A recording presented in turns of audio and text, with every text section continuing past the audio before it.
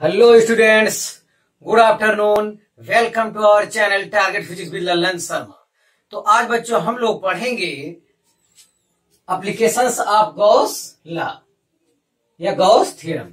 Gauss theorem का बच्चों applications पढ़ेंगे हम लोग। एप्लीकेशंस में कई हेडिंग है, उनका विस्तृत अध्ययन धीरे धीरे किया जाएगा। तो एप्लीकेशंस ऑफ गॉस लॉ, तो गॉस लॉ बच्चों वो कहा गया है कि ये सिमेट्री के लिए ज्यादा यूजफुल है। वो मैं लिख दिया हूं, Gauss theorem is very useful for symmetrical continuous distribution of charge. Application में एक लाइन लिख दिया हूं, इसको आप ध्यान से रखिएगा, इसकी यहाँ बहुत जरूरत है। अब उसमें जो पहला हेडिंग हम लोगों को पढ़ना है बच्चों वो है electric field. Electric field due to linear charge distribution. एक लीनियर एक वायर है बच्चों, बहुत लंबा है, -∞ से +∞, मतलब linear charge distribution.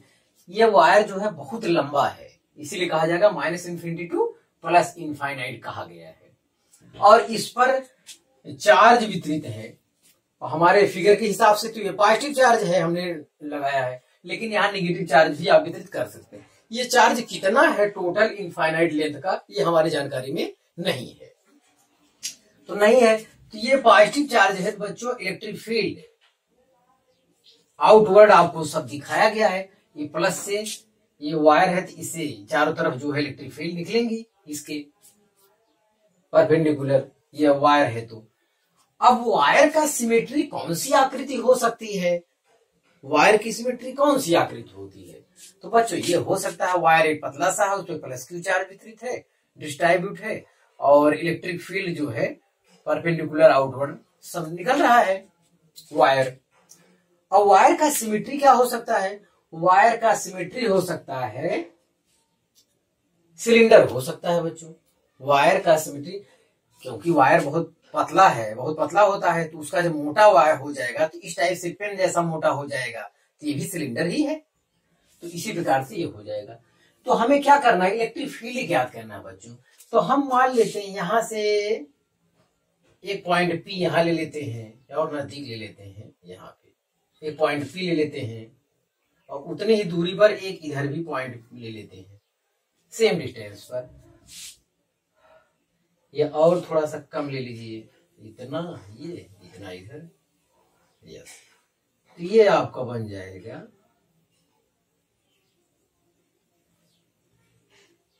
Yes.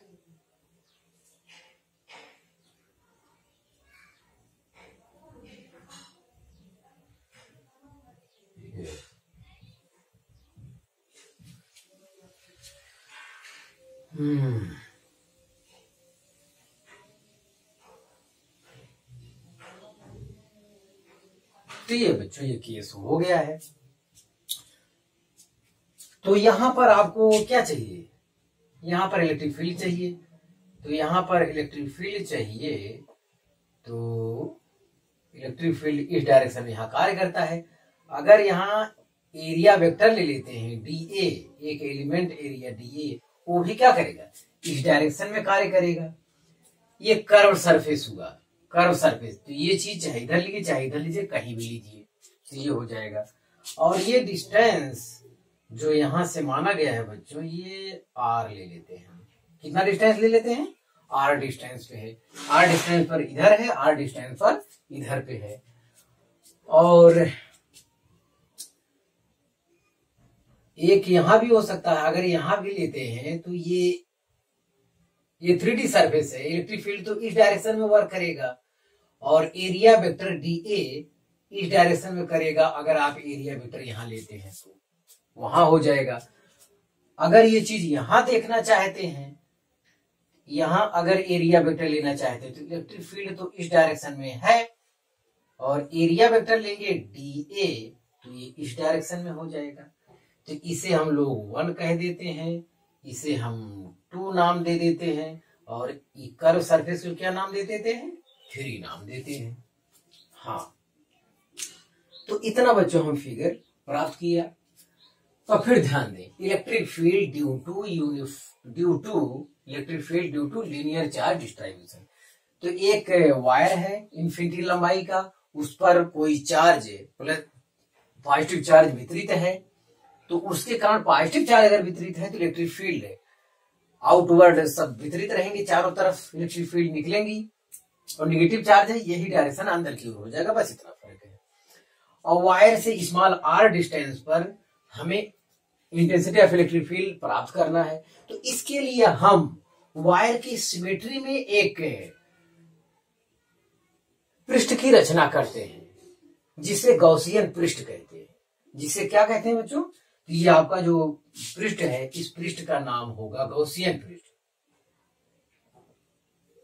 Gaussian surface. Yes, ये गॉसियन सरफेस है।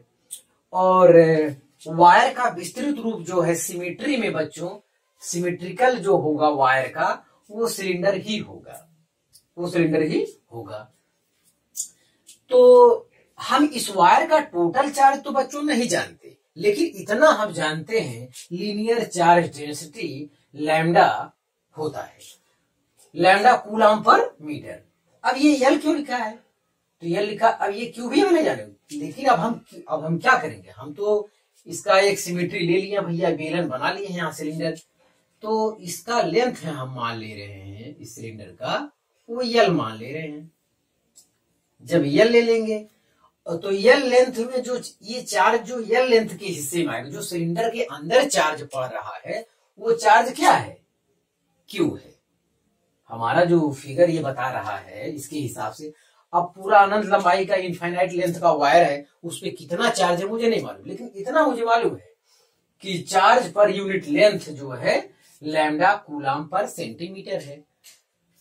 तो क्यू के बारे में हम नहीं जानते हैं। जब क्यू ये मान के चलेंगे कि सिलेंडर के अंदर वो क्या है, सिलेंडर के अंदर का जो चार्ज है वो स्मॉल लेटर में क्यू है, स्मॉल लेटर में क्यू है, तो स्मॉल लेटर का क्यू का चार्ज हमें मालूम नहीं है, हमें मालूम नहीं है, हमें स्मॉल एल मालूम है और लैम्डा मालूम है। तो क्यू के स्थान पर हम लोग क्या लिखेंगे? लैम्डा एल, आगे के डेरिवेशन में।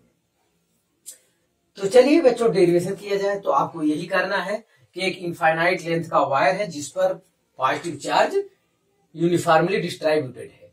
इस वायर से स्मॉल r डिस्टेंस पर हमें इलेक्ट्रिक फील्ड फाइंड करना है। इसके लिए हम इस पॉइंट से, चलिए पी नाम ही दे देते हैं, इस पॉइंट से के अबाउट, इस पॉइंट से होकर जाने वाले वायर के अबाउट जो है एक सिलिंड्रिकल सरफेस की रचना करते हैं, कंस्ट्रक्शन करते हैं, और जिसे गॉसियन पृष्ठ कहते हैं, जिसे गॉसियन पृष्ठ कहते हैं। अब हम लोग जो है गॉसियन सरफेस पर एक एरिया वेक्टर, एरिया लेते हैं, एलिमेंटल एरिया लेते हैं, और एलिमेंटल एरिया का एरिया वेक्टर बच्चों वायर के सिलेंडर के परपेंडिकुलर आउटवर्ड है, परपेंडिकुलर आउटवर्ड है। तो आउटवर्ड नॉर्मल होता है। ये 3D सरफेस, सिलेंडर हमारा क्या है? 3D सरफेस है। इसमें जो डायरेक्शन ऑफ इलेक्ट्रिक फील्ड होता है वो बाहर की ओर होता है, पृष्ठ के अभिलंबों निकलता है, और एरिया वेक्टर केवल बाहर की ओर ही दर्शाया जाता है 3D सरफेस में, ये आप जान रहे हैं। तो ये दोनों सेम डायरेक्शन में है। अगर ये प्लेन पे लेते हैं, प्लेन पे लेते हैं तो ये तो इस टाइप से है, इस टाइप से है कटा हुआ, तो एरिया वेक्टर ऊपर की ओर और इलेक्ट्रिक फील्ड वेक्टर, इनके बीच का कोण 90 डिग्री, 90 डिग्री होने की वजह से ये फ्लक्स जीरो हो जाएगा, मतलब इससे कोई इलेक्ट्रिक लाइन नहीं गुजरेगी। और वही सेम कंडीशन इधर भी है, इधर भी कोई नहीं गुजरेगा। तो नेट फ्लक्स तो फाई ई सिलेंडर, मतलब पूरे सिलेंडर के लिए फाई ई कह रहे हैं, ये हो जाएगा बच्चों फाई 1, फाई 2 और फाई 3। अब दो समतल मिलेगा यहाँ पे और एक कर्व मिलेगा, तो फाई 1 मतलब यहां दर्शाया गया, तो ये हो जाएगा, तो ईडीए कास 0 हो जाएगा, ईडीए कास 90 हो जाएगा। और ये हो जाएगा फाई टू ही वही चीज है, तो EDA cos 90 हो जाएगा, प्लस ये हो जाएगा, चलो ये दर्शाते हैं, EDA यहां क्या हो जाएगा, ये कर्व्ड है, CURVED, कर्व्ड सरफेस। फाई 3 वाला पोर्शन क्या है, ये कर्व्ड सरफेस के लिए इधर से ये गुजर रहा है सब चारों तरफ से, तो ये cos 0 होगा। यहां पर जो है, सॉरी ये भी cos 90 डिग्री, तो यहां पर जो है एरिया वेक्टर और इलेक्ट्रिक फील्ड वेक्टर दोनों सेम डायरेक्शन में, कर्व सरफेस पे आप कहीं भी लेंगे, एरिया वेक्टर और इलेक्ट्रिक फील्ड वेक्टर दोनों सेम डायरेक्शन होने की वजह से उनके बीच का जो एंगल होता है वो 0 डिग्री होता है। तो चलिए, तो ये cos 90 की वजह से ये दोनों लोग 0 हो जाएंगे। यहां बचता है, तो यहां बचता है, तो जिसमें E क्या है, E कांस्टेंट है बच्चों, E हर जगह क्या है, E कांस्टेंट है, अंदर क्या बच रहा है, DA। इस सिलेंडर पर बच्चों सेम डिस्टेंस पे है, हर जगह इलेक्ट्रिक फील्ड क्या आएगा, सेम आएगा, हर जगह इलेक्ट्रिक फील्ड समान दूरी पर सेम आएगा, चारों तरफ इधर उधर, चाहे यहां से यहां तक ले, यहां तक ले, पूरे कर्व पर कहीं भी स्टाइल से लेंगे तो आपका हर जगह क्या आएगा, वो समान ही रहेगा। तो E हो गया, और 1DA, एक का इंटीग्रेशन क्या होता है, A होता है, DA के सापेक्ष है तो A होगा, X के सापेक्ष है तो X होता है, तो यहां आएगा EA, तो ये आया फाई E बराबर फाई E सिलेंडर, यस। हाँ बच्चों, एक और चीज, ये अभी थोड़ा और काम करना है। ये पूरा कर्व सरफेस का एरिया ये पूरे कर्व सरफेस का है, और सिलेंडर के कर्व सरफेस का ये जो है एरिया है कर्व सरफेस का, तो E तो कांस्टेंट है, कोई दिक्कत नहीं है, और कर्व सरफेस, सिलेंडर के कर्व सरफेस का एरिया होता है बच्चों 2πr L, ये हो जाएगा। अब इसे हम लोग कहेंगे इक्वेशन 1। तो हम समझते हैं बच्चों, आप समझ गए होंगे, और उसके बाद ये गॉस थ्योरम का एप्लीकेशंस पढ़ रहे हैं, तो कहेंगे from Gauss theorem, from Gauss theorem Gauss theorem क्या कहता है, फाई इज इक्वल टू, यहां पे हो जाएगा Q upon epsilon, Q net inside upon epsilon not होता है, तो Q नेट इनसाइड कितना है, वो Q है, और Q इक्वल टू कितना है, लैम्डा L। तो बच्चों यहाँ जो फार्मूला होगा lambda L upon epsilon not, इसे हम इक्वेशन 2 बना देंगे। अब तो हमें फिगर की आवश्यकता नहीं, अब हम फिगर हटा सकते हैं बच्चों, आप लोग फिगर उतार लीजिए, फिगर की हमें आवश्यकता नहीं, सब कुछ आप समझ गए हैं। चलिए ठीक है, हाँ तो फिगर नहीं चाहिए मुझे, तो आप आगे देखिए। तो एक भाई गॉस थ्योरम का एप्लीकेशन पढ़ रहे हैं, तो गॉस का फार्मूला, ये तो मैथ से हम यहां तक ले आए इलेक्ट्रिक फ्लक्स, अब उसके बाद ये गॉस का नियम एप्लीकेशन, गॉस का पढ़ रहे हैं तो वो नियम भी क्या करना पड़ेगा, अप्लाई करना पड़ेगा। तो यहाँ कहेंगे फ्रॉम इक्वेशन, अब जो हमारा होगा फ्रॉम इक्वेशन 1 एंड 2, तो ये डेरिवेशन तो बोर्ड के लिए बहुत जरूरी है, इसका कॉन्सेप्ट कंपटीशन के लिए भी बहुत जरूरी है, तो ध्यान दें। तो इक्वेशन 1 एंड 2 से हम देख रहे हैं लेफ्ट हैंड साइड क्या है, बराबर है, तो जाहिर है राइट हैंड साइड भी क्या होगा, बराबर होगा, राइट हैंड साइड के लिए क्या होगा, बराबर होगा। तो लेफ्ट हैंड साइड सेम है, तो राइट हैंड साइड भी हमको क्या कर लेना चाहिए, बराबर कर लेना चाहिए। तो ये हो जाएगा E into 2πr L is equal to lambda L upon epsilon naught, तो L से L बच्चों क्या हो जाएगा, कैंसिल हो जाएगा, तो E इज इक्वल टू जो आ रहा है lambda upon 2 2πr epsilon naught. तो ये बच्चों ये चीज आया।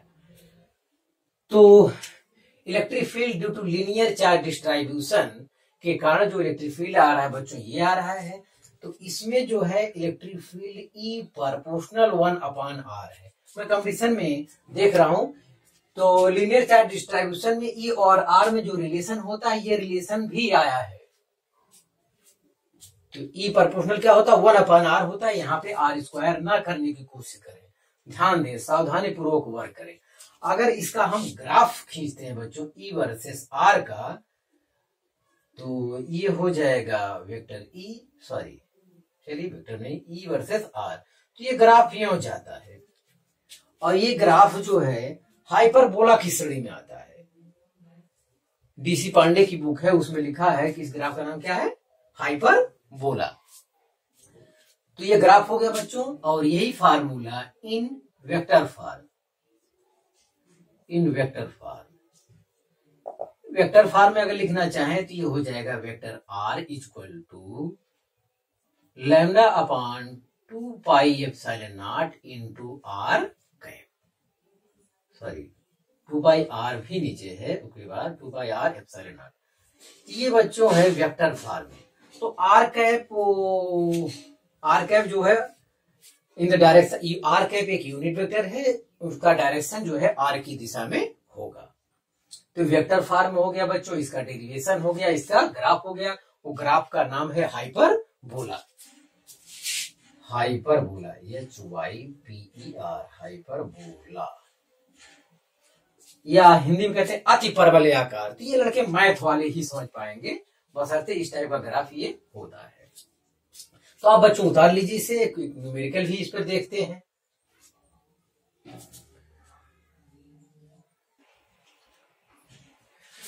तो हाँ विद्यार्थी, हम लोग वो पढ़े, उसके ऊपर एक क्वेश्चन हल करना चाहेंगे। तो क्वेश्चन तो बड़ा लंबा लिखा है और किसी राज्य की परीक्षा में आया है ये सवाल, तो सवाल को देखा जाए। कह रहा है electrical charge is uniformly distributed along a long straight wire of radius 1 millimetre. इस वायर का रेडियस 1 मिलीमीटर दिया, सवाल अनायास लंबा किया है, उसकी कोई आवश्यकता नहीं थी, ताकि आप पढ़ते पढ़ते भूल जाएं। 1 मिलीमीटर, इसकी भी आवश्यकता नहीं। द चार्ज पर सेंटीमीटर लेंथ, चार्ज पर centimetre length of wire is Q है, मतलब 1 सेंटीमीटर लंबाई पर जो चार्ज की मात्रा दिया है वो कितना दिया है, क्यू होता है। हाँ, इसकी तो आवश्यकता है। 1 सेंटीमीटर लेंथ पर जो चार्ज है वो कितना है, क्यू है। एन अदर सिलेंडर, एक अदर सिलेंडर दूसरा दिया है। An other cylinder surface of radius 50 centimetre, एक दूसरा सिलेंडर है जिसका रेडियस 50 सेंटीमीटर है। इस रेडियस की भी आवश्यकता नहीं है। एंड लेंथ 1 मीटर, इसका लेंथ 1 मीटर है, इसकी तो आवश्यकता है 1 मीटर की।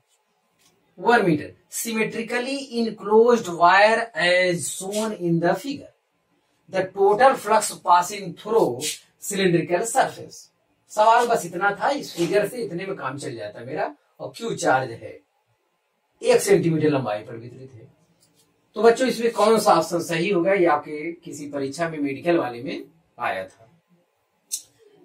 तो जो गॉस थ्योरम है, फ्रॉम गॉस थ्योरम है phi E equal to Q net inside,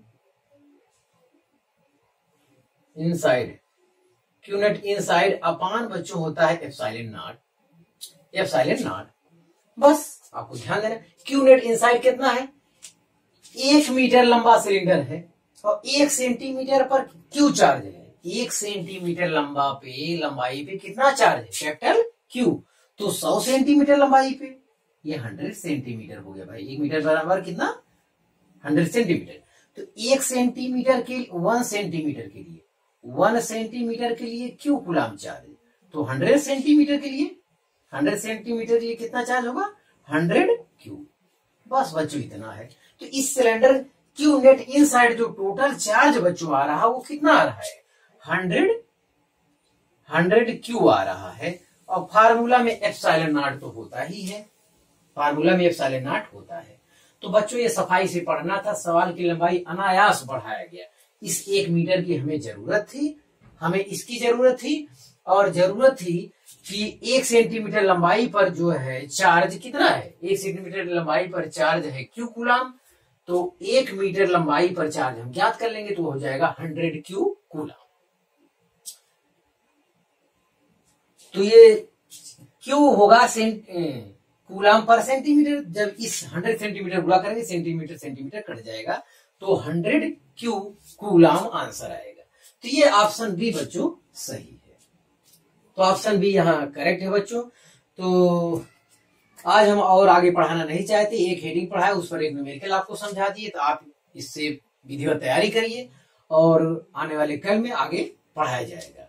तो आपसे बच्चों रिक्वेस्ट है कि आप अपने दोस्तों को, जो भी जान पहचान के पढ़ने वाले लोग हैं, वहां तक हमारी बात पहुंचाई जाए और आप मेहनत से पढ़ाई करते रहे। All the very best.